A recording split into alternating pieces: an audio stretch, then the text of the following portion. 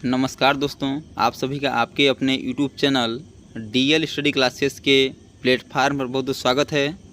दोस्तों, आज हम रीजनिंग का पार्ट 9 करेंगे और रीजनिंग के इन सभी वीडियो में उन्हीं क्वेश्चनों को सम्मिलित किया जा रहा है जो कि आपके SSC GD, RRB, NTPC, RPF आदि इसी प्रकार के एग्ज़ाम में पूछे गए हैं और आने वाले एग्ज़ाम में पूछे जा सकते हैं। तो जाके आप लोग इन सभी रीजनिंग के वीडियो को एक बार ज़रूर देखिए ताकि आपको एग्ज़ाम में क्वेश्चन को हल करने में आसानी हो और पता चल सके कि किस प्रकार के क्वेश्चन हमारे एग्ज़ाम में पूछे जाते हैं। तो चलिए अपने क्वेश्चन की ओर आगे बढ़ते हैं, जिसमें आपका पहला क्वेश्चन दिया गया है कि नीचे दिए गए शब्द का प्रयोग करके कौन सा शब्द बनाया जा सकता है। बताना है कि GLAZE से कौन सा शब्द बनाया जा सकता है। इसमें पूछा है कौन सा शब्द बनाया जा सकता है और इसी प्रकार से पूछता है कि कौन सा शब्द नहीं बनाया जा सकता है। तो आप लोग देख के उसे पहचान सकते हैं कि इससे कौन सा शब्द बनेगा और कौन सा शब्द नहीं बनेगा। तो देखते हैं कि ऑप्शन नंबर ए में G दिया है तो यहाँ भी G दिया गया है, यल है यहाँ भी यल है, ये है यहाँ भी ये है, लेकिन यहाँ जो D है लेकिन इसमें D नहीं है, इसलिए आपका ऑप्शन नंबर जो ए है यह नहीं बनेगा, इसलिए यह गलत हो जाएगा। यदि हम ऑप्शन नंबर बी की बात करें तो इसमें यल है तो यहाँ भी यल है, ये है तो यहाँ भी ये है, जेड है जेड है, लेकिन वाई इसमें नहीं दिया गया है, वाई इसमें नहीं दिया गया है तो ये भी नहीं बनेगा। लेकिन क्वेश्चन पूछा गया कि कौन सा बनेगा, तो ये दोनों गलत हो जाएंगे, यानी ये नहीं बनेंगे। अब देखते हैं ऑप्शन नंबर सी, तो इसमें यल दिया गया है तो यहाँ भी यल है, ई है इसमें तो इसमें भी है, और यहाँ भी ये है तो यहाँ भी ये है, और लेकिन यस की बात करें तो यस इसमें नहीं है, और ई है लेकिन यस नहीं है, इसलिए ऑप्शन नंबर सी भी नहीं बनेगा, जो कि गलत हो जाएगा। अब यदि बात करें ऑप्शन नंबर डी की, तो ऑप्शन नंबर डी में आपका जेड दिया गया है, जो कि जेड इसमें दिया गया है, उपस्थित है। ई भी दिया गया है तो ई भी इसमें उपस्थित है, ये दिया गया है ये भी इसमें उपस्थित है, और आपका यल है जो कि यल भी इसमें उपस्थित है। इसलिए इसका option number D correct answer हो जाएगा कि ZEAL यह आपका बनेगा, जो कि ऑप्शन नंबर डी पर दिया गया है, इसलिए इसका option number D correct answer हो जाएगा। दोस्तों, मैं आशा करता हूँ कि यह क्वेश्चन आपको अच्छे समझ आ रहा होगा। यदि क्वेश्चन में कहीं भी डाउट है तो आप लोग कमेंट बॉक्स में ज़रूर बताइए ताकि अगले आने वाले वीडियो में हम उस डाउट को अच्छे से क्लियर कर सकें। आपका अगला क्वेश्चन दिया गया है कि निम्नलिखित विकल्प में से विषम चुनिए। आपको 4 ऑप्शन दिया गया है और इन 4 ऑप्शन में से 3 एक ही लॉजिक पर काम कर रहे हैं, लेकिन एक अगला है जो कि अलग लॉजिक है, उसको हमें बताना है। आप पहला ऑप्शन दिया गया है 642, दूसरा ऑप्शन है 482, तीसरा ऑप्शन है 262 और चौथा ऑप्शन है 391। देखते हैं कि इसमें लॉजिक क्या लगा है। तो 642 यह आपका एक सम संख्या है। यदि सम विषम की बात करें तो सम संख्या है। 482 यह भी आपका सम संख्या है, और ऑप्शन नंबर सी में जो दिया गया है 262 यह भी आपका सम संख्या है। लेकिन पूछा गया है कि विषम क्या होगा, तो जो ऑप्शन नंबर डी में दिया गया है 931 यह आपका एक विषम संख्या है, जो कि आपका यह एक अलग है, यानी कि 3 ऑप्शन में से यह अलग है, इसलिए इसका option number D correct answer हो जाएगा 391। नेक्स्ट क्वेश्चन दिया गया है, क्वेश्चन में पूछा है कि यदि ए का संबंध प्लस बी का संबंध माइनस, यानी कि ए का अर्थ प्लस है, ए का अर्थ क्या है तो ए का अर्थ प्लस है, फिर बोला है कि बी का अर्थ क्या है तो माइनस है, और सी का अर्थ बोला है कि सी का अर्थ क्या है गुणा है। यानी इसी लॉजिक पर हमें 10C4A 4C4B6 को हल करना है। तो चलिए हम इसी लॉजिक पर इसे रखते हैं। आपका बता दिया गया है कि ए का अर्थ प्लस है, बी का अर्थ माइनस है और सी का अर्थ गुणा है। तो हम सी के जगह पे गुणा रखेंगे, ए के जगह पे प्लस रखेंगे और बी के जगह पर माइनस रखेंगे। तो चलिए हल करते हैं इसे हम। आपका दिया गया है 10C4A 4C4B6। अब पूछा है कि आगे क्या होगा। इसको हम बोर्ड मास के नियम से हल करेंगे, बोर्ड मास के नियम से हल करेंगे। पहले इसको हम इसका मान रख लेते हैं। तो 10 है और 10C का अर्थ क्या दिया गया है, तो आपका 10C का अर्थ दिया गया है गुणा, तो गुणा हो जाएगा।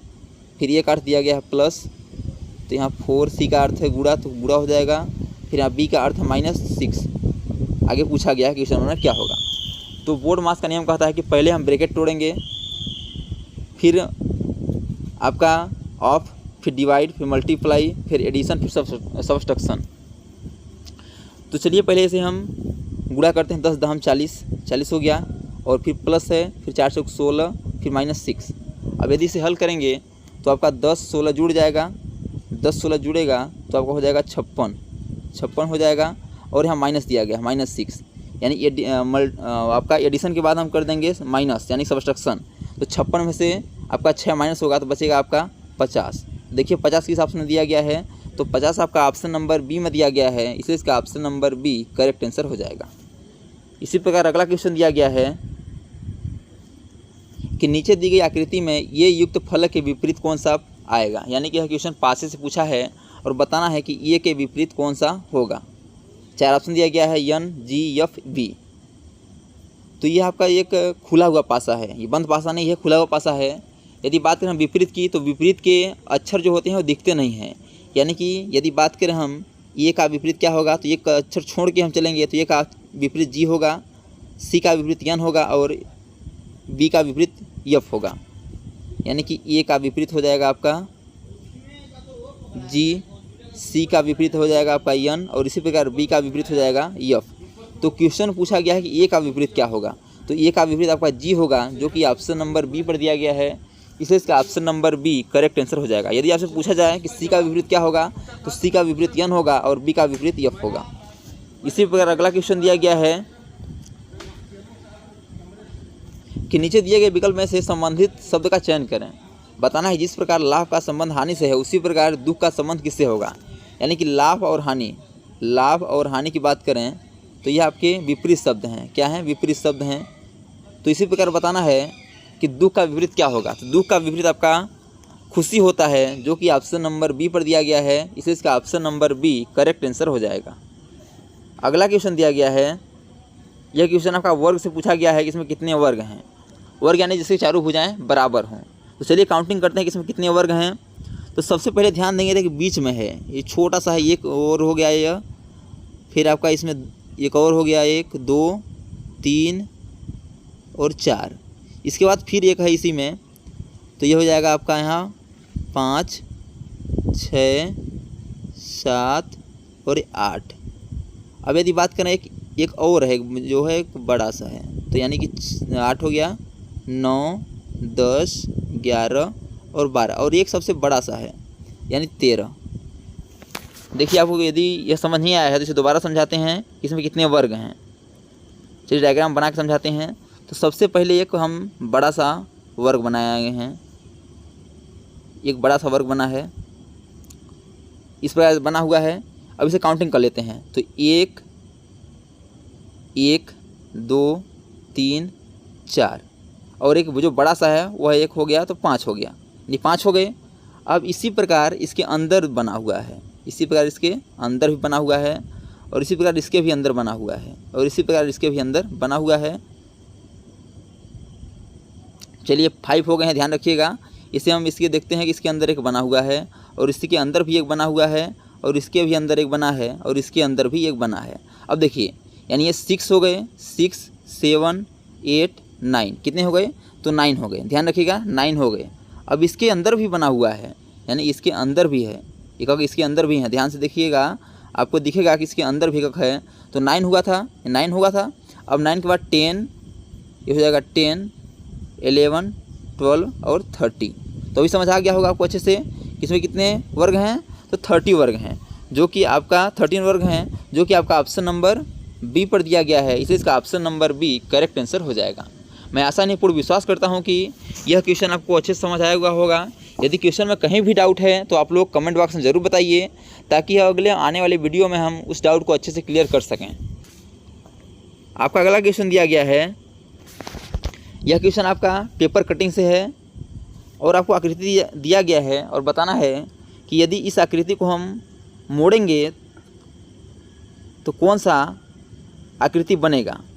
यानी कि आपको इस प्रकार का एक आकृति, देखिए ध्यान से देखिएगा, ये जो बना हुआ है यह आपका इस प्रकार से बना हुआ है, इस प्रकार से, और इसमें एक है 2 और 3 और एक आपका यहाँ पास है। अब देखिए बोला है कि इसे हम मोड़कर कौन सा विकल्प बना सकते हैं, यानी कि 4 ऑप्शन में से कौन सा ऑप्शन होगा। यदि इसे हम आगे चलेंगे तो एक ऐसे है, ऐसे बना हुआ है, देखिए आपका एक ऐसे बना हुआ है,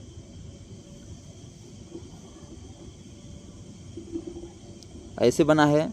फिर यदि आगे चलेंगे तो आपका यह बनेगा, ये फिर यदि आगे चलेंगे हम अगला स्टेप में, तो अगले स्टेप में यह बनेगा आपका फिर इसी प्रकार से ही बनेगा, ऐसे बनेगा। और फिर अगले स्टेप में चलेंगे तो अगले स्टेप में भी आपका यह कैसे बनेगा, तो आपका यह इसी प्रकार से बनेगा, इसी प्रकार से बनेगा।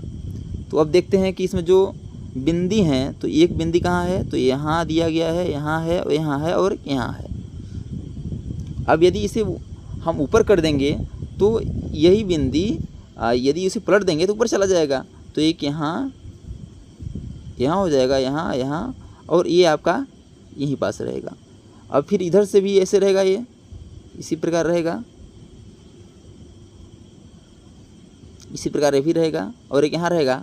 और इसे भी यदि पलट देंगे तो यह नीचे का ऊपर चला जाएगा, यहाँ यहीं रहेगा, ये आपका एक यहीं रहेगा और ऊपर चला जाएगा, तो एक यहाँ भी 2 1 3 हो जाएगा। यानी इस प्रकार आकृति बनेगा। तो इस प्रकार की इसमें आकृति दिया गया है। देखिए यहाँ 4 दिया गया है बीच में, जो 4 है इसमें, लेकिन यहाँ इधर यदि साइड में ध्यान देंगे तो 4 ही दिया गया है, जो कि यह इसमें 3 दूना 6, 6 दूना 12 दिया गया है, यानी कि नहीं बनेगा। यदि इसमें देखते हैं तो इसमें भी वही किया है, ये भी नहीं बनेगा। अब देखिए ऑप्शन नंबर जो बी में दिया गया है, तो बी में बीच में 4 दिया गया है और 3 दूना 6, 6 दूना 12, यानी यह बनेगा। इसी प्रकार का ऑप्शन नंबर जो बी में दिया गया है, इसी प्रकार आकृति बनेगी जो कि ऑप्शन नंबर बी पर दिया गया है। यदि बात करें ऑप्शन नंबर डी की, देखिए ऑप्शन नंबर डी में आपका यह आकृति दिया गया है नीचे का। यदि बात करें बीच की, तो बीच में केवल ऐसे करके बनाया गया है, ऐसे बना दिया गया है और केवल एक ही ऐसी आकृति बनाई गई है, जो कि यह गलत है, तो यह आकृति नहीं बनेगी। तो दोस्तों आपका यह आकृति जो है जिस प्रकार ऑप्शन नंबर बी में दिया गया है उसी प्रकार का बनेगा, इसे इसका option number B correct answer हो जाएगा। तो दोस्तों मैं आशा नहीं पूर्ण विश्वास करता हूँ कि आपको यह क्वेश्चन अच्छे समझ आया हुआ होगा और यह वीडियो आपको अच्छी लगी होगी। यदि वीडियो अच्छी लगे तो वीडियो को लाइक शेयर सब्सक्राइब जरूर करिए और आगे आने वाले एग्ज़ाम के क्वेश्चन को पाने के लिए हमारे यूट्यूब चैनल को लाइक शेयर सब्सक्राइब जरूर करिए, ताकि आगे आने वाले एग्ज़ाम में आपको क्वेश्चनों को हल करने में आसानी हो। तो मिलते हैं नेक्स्ट वीडियो में, तब तक के लिए जय हिंद, वंदे मातरम।